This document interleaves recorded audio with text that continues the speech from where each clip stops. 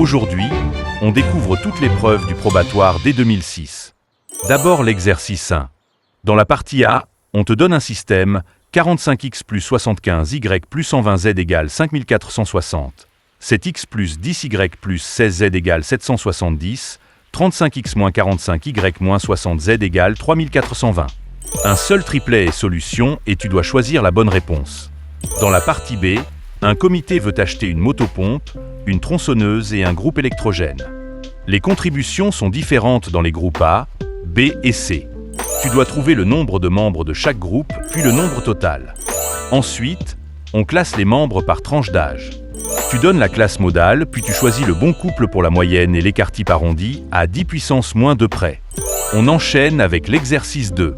En 2006, l'indice de Monsieur X est à 0 et celui de Monsieur Y est B0, tous deux égaux à 500. Chaque année, l'indice de Monsieur X augmente de 90 points et celui de Monsieur Y augmente de 10%. Tu dois calculer A1, A2, B1, B2. Écrire les relations de récurrence, déterminer la nature des suites, exprimer A1 10 n et B1 10 n en fonction de n, puis donner les indices en l'an 2013. On attaque maintenant la partie A du problème. Dans un repère orthonormé, les points A, B et S sont pour coordonnées A, -2, 1, B, 2, 1, S, 3, -1.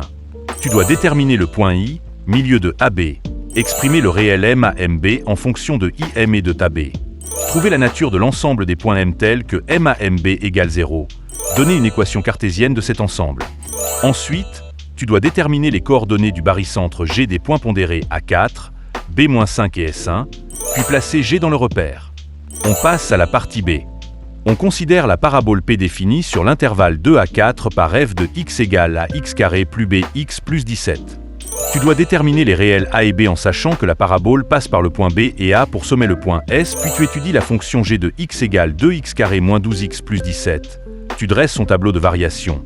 Tu détermines les abscisses des points F1 et F2, qui sont les intersections de la parabole avec l'axe des abscisses, et tu donnes les équations des tangentes entre F1 et F2. On termine avec la partie C. On étudie l'hyperbolage défini pour x strictement plus grand que 4, avec h de x égale moins 1 plus 2 sur x moins 3. Tu dois étudier les limites aux bornes de l'intervalle, dresser son tableau de variation, montrer que la droite d'équation y égale moins 1 est asymptote horizontale, puis représenter dans un même graphique le cercle d'équation x carré plus facteur y moins 1 le tout au carré égale 4, l'arc de la parabole P et la branche de l'hyperbolage définie sur 4 plus infini. Si tu veux la correction complète, écris simplement au numéro affiché en bas.